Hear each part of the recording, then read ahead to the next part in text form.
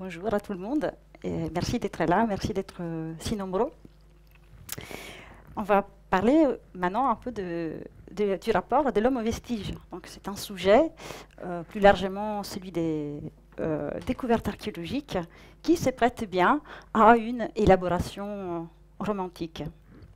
D'effet, la quête des trésors a alimenté maintes chroniques des journaux, livres, œuvres littéraires.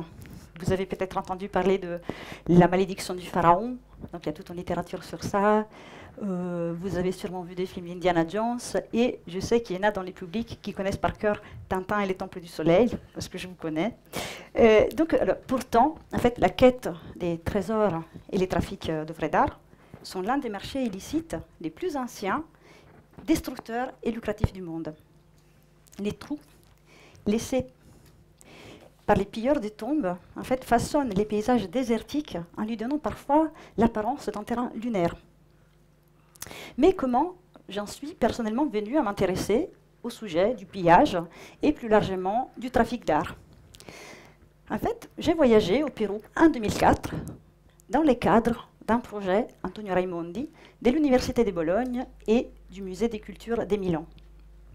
J'intégrais les groupes d'archéologues parce qu'à l'époque, je m'intéressais à la relation entre les communautés paysannes et les vestiges archéologiques préhispaniques qui sont appelés huacas au Pérou. Plus précisément, les huacas de la côte nord du Pérou sont constitués d'une série de structures superposées en adobe. L'adobe, c'est de la terre et la paille séchée au soleil. Ce qui leur donne, vous voyez, l'apparence des pyramides à degrés. En revanche, dans la Sierra d'Ancash, où j'ai travaillé aussi, les tombes préhispaniques que j'ai vues sont faites des dalles en pierre et elles ont l'apparence des petites maisons. C'est pour ça que dans les chroniques et aussi dans les langages populaires, elles sont appelées les villes des morts, souvent les ciudades de los muertos. Non? Et les structures que je vous ai montrées, pour vous donner un peu de contexte, datent du 400 après Jésus-Christ. Alors, pendant les travaux de prospection, avec l'équipe des archéologues, nous étions accompagnés et guidés par des locaux sur les sites archéologiques de la Cordillère Blanche. Là, je ne voyais que des pierres, faites des sommets enneigés. Ils m'ont appris à lire les territoires et à y reconnaître l'empreinte de l'homme. En fait, j'ai compris que ces guides connaissaient si bien les chemins et les sites archéologiques de la Cordillère Blanche, parce qu'ils avaient été les premiers à les chercher, à les découvrir et à les piller. Ils étaient des huaqueros, soit des pilleurs des tombes préhispaniques. J'ai donc décidé de retourner au Pérou l'année suivante, en fait, pour réaliser une enquête ethnographique sur la figure du huaquero. Les pillages étant illégaux et répréhensibles au niveau pénal, réussir à identifier les fouilleurs clandestins et parler avec eux n'avait rien d'évident. Cependant, je me suis vite rendu compte, dès mon arrivée sur le terrain, que même s'il s'agit d'un sujet bien délicat, les choses sont plus complexes. Une communauté andine, Yaque, avait été frappée par une forte grêle qui avait détruit complètement la récolte.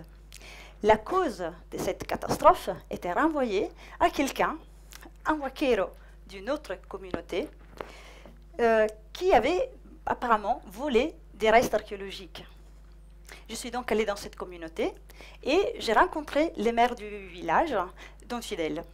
En fait, j'ai toujours évité de poser des questions trop directes sur les huaqueros parce que je ne voulais pas ni créer les soupçons, donc souvent ils pensaient que c'était de la police, ni en fait porter un jugement de valeur. Parler des pilleurs, ça a déjà un sens méprisant. Donc voilà, je me suis approchée du maire en demandant si dans son village il y avait des aficionados, des ruines, des amateurs de la recherche des objets archéologiques. Et lui, il m'a regardé, il m'a écouté, et puis il m'a dit, mais c'est des huaqueros. Il m'a dit, oui, huaqueros. Non, et malheureusement, nous n'en avons pas. Je dis, mais malheureusement. Et donc, cette réaction, ça m'a complètement étonnée, en fait. Et en discutant avec Don Fidel, j'ai compris que pour lui, les huaqueros était une sorte d'archéologue amateur, en fait, empirico, comme on dit, qui étaient les seuls qui connaissaient les moyens pour chercher des céramiques et donc constituer un petit musée local et par conséquent développer le tourisme dans sa région. C'est une région plutôt isolée des circuits classiques des Cusco et du nord du Pérou. Donc voilà, cet épisode, je le raconte parce que a été pour moi fondateur. Il m'a éclairé sur les contradictions de cette pratique et a fait basculer certaines des idées reçues que j'avais vis-à-vis de cette activité. Dans certaines communautés, en fait, le pillage n'est pas forcément condamné au niveau local. C'est une autre communauté dans laquelle j'ai travaillé. Profaner signifie violer les caractères sacrés d'un espace, non pas simplement pénétrer cet espace, mais le faire sans respecter les normes et rituels partagés par la communauté. Si cette règle donc, ne sont pas suivies, l'équilibre symbolique entre la communauté et les ancêtres mythiques est rompu. Et c'est pour ça qu'on peut encourir, l'individu ou la collectivité peuvent encourir des dangers, donc des maladies, des catastrophes naturelles, comme vous avez vu la grêle. Et il n'est pas rare d'ailleurs que les fouilleurs clandestins puissent décéder pendant les excavations, en fait. Notamment dans la côte désertique, il y a les sables qui engloutissent en fait, les hommes. Dans ces cas, on dit que la waka mange les hommes. Alors, pour éviter d'être emportés par les vestiges, les hommes doivent donc mettre en place toute une démarche afin de les séduire et les apprivoiser. Il s'agit essentiellement d'un rituel basé sur 3 éléments. Les feuilles de coca, que vous voyez ici dans la photo, tabac et alcool, qui sont utilisés comme une offrande aux vestiges. Selon les principes de réciprocité andine, c'est là une condition essentielle pour que les ancêtres, ceux qu'on va déranger dans les tombes, puissent donner quelque chose en échange. Donc selon cette perspective, les céramiques sont conçues de la même manière que les minéraux, les produits de la terre ou les animaux. Donc ils sont considérés comme un don de l'ancêtre à une personne choisie pour sa bonté d'esprit, ses connaissances et ses savoir-faire. Vous comprenez donc que cette rhétorique enlève à l'action des pillages toute accusation de vol ou de profanation, en ce qu'elle vient légitimer l'appropriation des biens. Selon un autre principe qui caractérise la vie sociale andine, la redistribution, la richesse ne doit pas être accumulée par une personne. Ainsi, au niveau local, ce qui est perçu comme moralement condamnable n'est pas vraiment les pillages, la profanation en soi, mais plutôt la marchandisation des pièces trouvées dans les tombes. C'est là, voilà, je vous montre encore d'autres pièces. Donc, la marchandisation, en fait, signifie éloigner les céramiques de leur communauté d'origine, priver la communauté d'un bien commun au profit, ce qui plus est, d'un enrichissement privé, que ce soit du pilleur, que ce soit de l'intermédiaire ou des collectionneurs. Donc, dans certaines communautés et dans certaines circonstances, les huaqueros qui respectent ces principes de réciprocité et redistribution, par exemple ceux qui gardent les céramiques chez eux, dans leur chambre, au moins qui déclarent de le faire, et après ils peuvent aussi les vendre, mais ceux qui déclarent de vouloir chercher des céramiques pour créer un petit musée local, ils sont considérés comme des savants locaux. Ils sont appelés même au niveau émique des professionnels. En revanche, tous les autres, donc ceux qui marchandisent les pièces, sont appelés chúcaros en quechua, qui signifie des sauvages. Et plus largement, on les appelle aussi destructeurs ou parfois mafieux même. Voilà, pour dire que c'est autre chose. Alors, les huaqueros que j'ai rencontrés étaient souvent des ouvriers qui travaillaient dans les sites archéologiques. Et donc, disons, c'était plutôt des ex-huaqueros, ou, comme on les appelle sur place, des huaqueros repentis, ou des huaqueros reconvertis, en réhabilitation. Voilà, donc c'est en fait les archéologues les embauchent d'un côté pour pouvoir profiter de leurs connaissances et de l'autre pour leur donner un salaire, ce qui devrait les empêcher de continuer à piller. Les Wakiros que j'ai rencontrés, donc une trentaine, ont des âges très hétérogènes, entre 16 et 70 ans. Pour aucun d'entre eux, la wakeria, donc l'activité de pillage, est la première source de revenus. Disons que c'est une activité qui se présente comme quelque chose un travail parallèle qui permet de compléter des revenus, disons, mais que voilà, parce qu'il faut dire que souvent, c'est des gens qui ont un travail précaire, mal payé, voilà. Et donc, c'est les manques de ressources qui demeurent la raison principale d'insertion dans les circuits illicites, au moins en ce qui concerne les fouilleurs clandestins. Voilà. Par ailleurs, la wakeria est une activité qui se caractérise par un ensemble de connaissances empiriques et de pratiques rituelles qui se transmettent de génération en génération. C'est une activité qu'on apprend exclusivement en observant. J'ai remarqué aussi que de nombreux wakeros que j'ai rencontrés ont une expérience préalable dans l'exploitation minière. Ils vont par exemple fouiller parfois avec leur casque de mineur. Mais c'est grâce à cette activité, à cette expérience dans l'activité minière qu'ils ont par exemple appris à reconnaître les terrains, les couleurs de la terre, ils ont appris à utiliser des outils particuliers. Mais il faut dire aussi que les deux activités se rejoignent également en termes de symbolique. La waka, comme la mine, est représentée ou anthropomorphisée dans le corps d'une femme. C'est peut-être pour cela que son exploitation, disons, est réservée aux hommes. La wakeria est de fait une activité purement masculine. Plus que cela, à travers cette activité, cette pratique, l'homme affirme sa virilité grâce à une narration basée sur la force, le courage, la capacité de rester isolé pendant longtemps. Et au-delà d'une force physique, il s'agit aussi d'une force spirituelle et morale qui est nécessaire pour pouvoir faire face à la waka et l'apprivoiser. Donc, supposément, les femmes et les enfants, comme les enfants, ne possèdent pas cette force morale. C'est pourquoi, d'après les hommes, il leur est interdit de s'approcher des wakas. C'est vrai que pendant mes années de recherche, je n'ai connu qu'une femme qui se consacrait à la fouille clandestine. Et par ailleurs, quand elle m'a vue, elle était ravie. Elle m'a dit, mais on s'associe, tu vas acheter un métal détecteur et on devient riche. Donc voilà, mais c'est vrai, elle n'était pas très bien acceptée dans son entourage, en fait. Il disait que les femmes, elles sont trop agitées, elles sont trop ambitieuses. Et on sait que si on va chercher des trésors avec de la convoitise, on ne trouvera jamais. Donc voilà, il y a une autre raison qui explique les bannissements de la femme de cette activité. La capacité à accéder à la céramique repose essentiellement sur une question de séduction. La waka est personnifiée par une femme séduisante qui désire s'unir sexuellement aux hommes.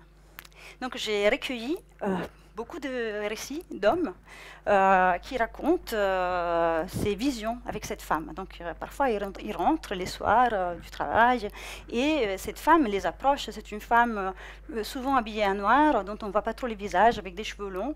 Et donc elle désire, elle les prend par la main et les amène dans des endroits, parfois c'est des endroits dangereux, par exemple au bord des falaises. Et donc il se réveille, il se retrouve dans des conditions très dangereuses. D'autres fois, en fait, ils arrivent à s'unir sexuellement avec elle et ils se retrouvent tout d'un coup sur un gisement archéologique très riche en or.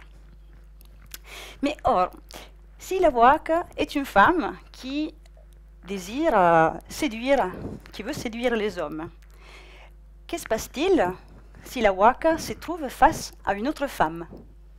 Je vous pose une question. Elle est jalouse. Donc voilà, on dit que la waka est jalouse face à une autre femme. C'est pourquoi que d'après les discours, toujours d'après les discours des hommes, il vaut mieux que les femmes ne s'approchent pas de la waka, car il pourrait se passer des choses pas très sympas. Et donc cet ensemble des croyances relève d'un double niveau, donc symbolique, religieux, mais stratégique aussi. Je veux dire par ça que, en fait, cet ensemble de croyances pourrait véhiculer une volonté précise de éloigner la femme d'une activité que, historiquement, a toujours été plutôt rentable. Ce même type de dynamique d'exclusion, on les retrouve aussi vis-à-vis de la figure de l'étranger, les forasteros. Donc, en sachant que par forastero, étranger, on entend toute personne externe à la communauté. Les étrangers n'ont pas les mêmes droits que les comuneros d'accéder aux biens. C'est pour ça qu'on me dit, si un étranger essaye d'ouvrir les tombes, il y a les céramiques se cachent ou elles s'échappent.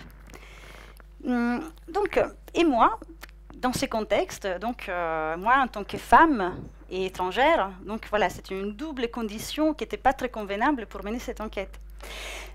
C'est vrai que depuis le début donc, de mes recherches, j'ai été confrontée à une série de problématiques et questionnements éthiques et méthodologiques concrets.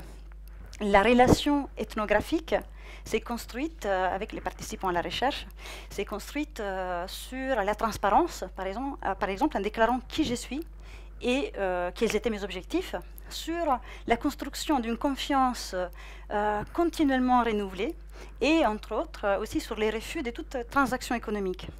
Donc voilà, cette approche accompagnée par une méthodologie propre à mon métier, donc des longs séjours sur place et aussi une réflexion éthique, m'a permis de me démarquer des figures des journalistes, par exemple, des touristes de passage ou des potentiels acheteurs, donc des intermédiaires ou des collectionneurs.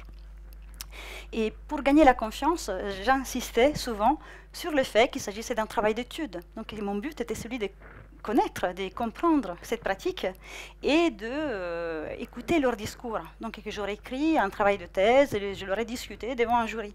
À tel point qu'un jour, un monsieur d'un petit village de la côte nord du Pérou, pour convaincre ses amis à discuter avec moi, leur avait dit « Mais enfin, vous inquiétez pas, qui va lire son travail et ça ne va pas être un best-seller » Donc voilà, oui, c'est peut-être pas un best-seller, mais j'espère que ça vous a intéressé, ça vous a interpellé.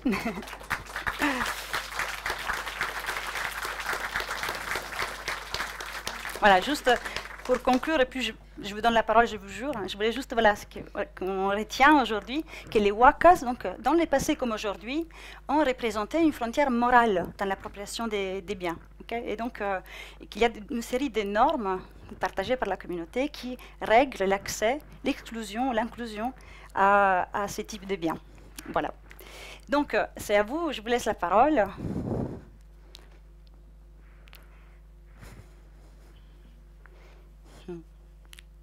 Oui. Merci pour votre intervention. Ce qui m'intéresse, ce serait votre expérience en tant que femme, justement sur le terrain, parce que vous étiez dans un milieu plutôt masculin. Et comment vous avez réussi donc, à la fois à vous faire accepter, négocier vos conditions d'entrée sur le terrain, et notamment en tant que femme. Ok. Alors, je réponds tout de suite. Oui. Et c'est vrai, c'était pas très évident en tant que femme et travaillant dans un milieu masculin.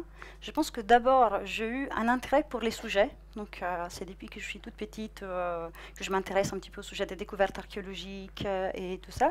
Et donc, et après, peut-être au niveau un peu inconscient, une fois que j'ai commencé mes études justement en anthropologie, je pense que le fait de travailler dans un milieu masculin, ça m'a intéressée aussi. Donc, d'être une femme qui ne travaille pas forcément sur un sujet considéré comme plutôt féminin, mais aussi m'engager dans quelque chose de plus, pour moi, qui me mettait plus à l'épreuve.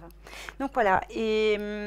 Et paradoxalement, en fait, je pense que le fait d'être femme et aussi étrangère peut m'avoir aidé à gagner la confiance de certains acteurs sociaux. Donc, j'ai parlé là, ma présentation était focalisée sur les fouilleurs clandestins, mais j'ai rencontré aussi des faussaires, des intermédiaires, des collectionneurs, des archéologues. J'ai parlé avec des touristes, donc voilà.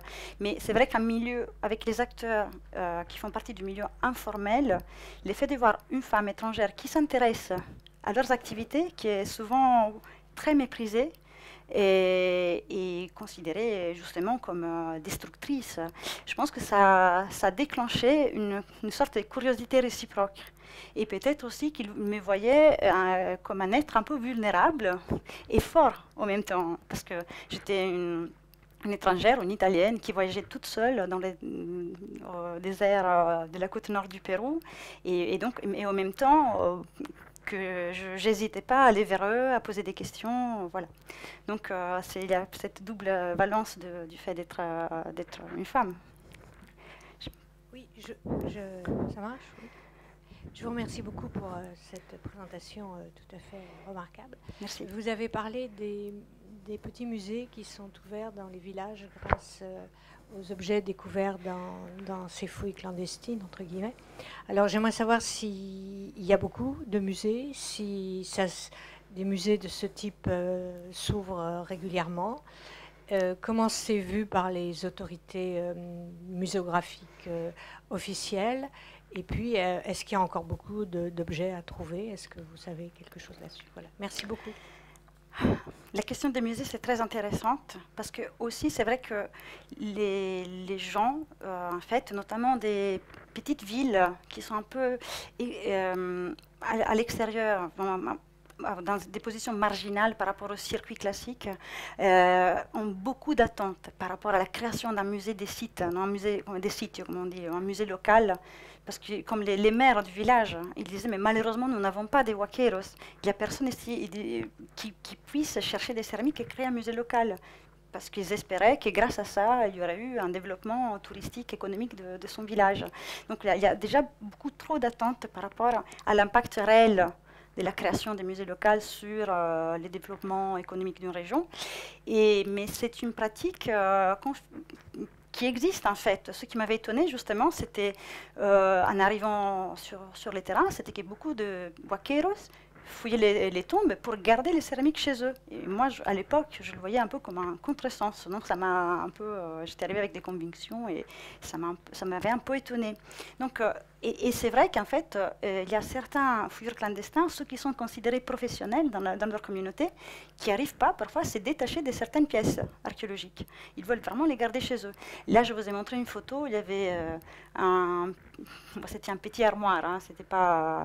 Et donc, il avait fait son petit musée, disons, il y avait, je ne sais pas si vous vous rappelez, il y avait un cerf et un puma de l'autre côté. Donc, c'était très symbolique pour lui que ça soit protégé. Et il y a beaucoup d'initiatives de ce type, donc des gens qui gardent les céramiques chez eux, ce qui fait partie aussi d'un discours un peu stratégique, non, de montrer à la communauté que oui, on fouille parce qu'on les garde chez eux avant qu'un étranger vienne et les amène loin. Il y a ces discours aussi. Et en même temps, s'il y a une bonne opportunité, un touriste de passage qui s'intéresse en pièces, il n'hésite pas parfois quand même à les vendre. Donc voilà, on est toujours sur un double niveau. Voilà. Et même, j'ai travaillé sur un cas, c'est une ville qui s'appelle Chacas, et dans les années 90, c'est le maire du village qui a institué la huaqueria pour pouvoir constituer aussi un musée. Donc à la base, il voulait acheter les pièces que les gens avaient chez eux, parce que tout le monde a des pièces archéologiques chez eux. Ça suffit de travailler les terrains et la terre, voilà, les potagers ou bien son terrain, et on trouve des pièces. Et donc, son idée à la base, c'était d'acheter toutes les pièces que les gens avaient chez eux pour constituer un musée municipal. Et puis en fait, je ne sais pas si il en était conscient ou pas, mais ça a déclenché une course au pillage, parce que tout le monde allait chercher des céramiques pour pouvoir les revendre. Donc, et les gens me disaient, tout le monde, même ceux qui ne savent pas huaquear, même pas ceux qui ne sont pas huaqueros, allaient chercher des pièces. Donc, comme quoi il y a toujours quand même qui reconnaissent toujours des savoir-faire aux fouilleurs clandestins. Donc bon, aujourd'hui, il y a beaucoup plus de contrôles. En fait, le Pérou, c'est un pays quand même à l'avant-garde en ce qui concerne la protection du patrimoine. Et Et puis, c'est vrai que les sites archéologiques commencent un petit peu à s'épuiser. Et notamment dans la côte nord, parfois c'est très dangereux de fouiller des sites parce qu'ils ont déjà fouillé en fait différents niveaux et ils cherchent toujours plus bas et il y a beaucoup d'accidents parce qu'après la terre, elle mange les hommes, ce que je vous disais. Et donc c'est pour ça qu'en fait, lors de ces post-docs que je suis en train de faire ici au Quai Branly, je travaille sur la question des faux. Parce qu'il y a beaucoup de fouilleurs clandestins qui se sont reconvertis maintenant en faussaires. Et donc, ouais. Disons que c'est un travail plus rentable, moins fatigant, moins risqué. Et ils mettent au profit en fait leur connaissance de la terre, des céramiques, des styles, et leur contact aussi, leur réseau de contacts, parce que c'est des gens qui leur font confiance. Ils sont persuadés d'acheter encore une pièce originale, et puis entre-temps, les vaqueros, ils s'est reconvertis en faussaires et ils leur vendent un faux.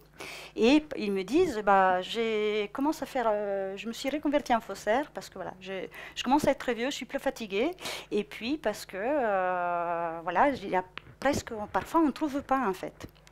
Voilà, ou parce que c'est plus contrôlé aussi. J'ai répondu à votre question.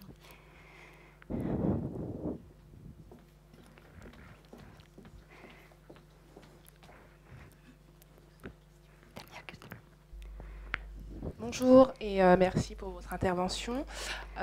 Du coup, moi j'avais une question en tant que femme, enfin en tant que personne étrangère à cette communauté-là. Est-ce que vous avez est-ce que vous croyez justement à ces coutumes folklore en tant que personne étrangère à cette communauté? C'est une grande question qui met en jeu vraiment les bases de l'anthropologie. Mais non, on ne va pas répondre. Non, mais très brièvement. Donc, ce qui intéresse déjà à un anthropologue, ça ne doit pas être la vérité historique. On ne cherche pas à reconstruire la vérité historique des faits, mais on s'intéresse au discours et aux pratiques. Voilà, donc c'est ça, je pense, la différence. Et donc, pourquoi il est en train de me raconter cette histoire? Et pourquoi il me la raconte de cette manière? Qu'est-ce qu'il veut me dire avec celle que je perçois parfois, par exemple, comme un mensonge aussi. Donc voilà, je pense que c'est la question, il faut la poser de cette manière-là, vous voyez. Okay, très bien. Merci.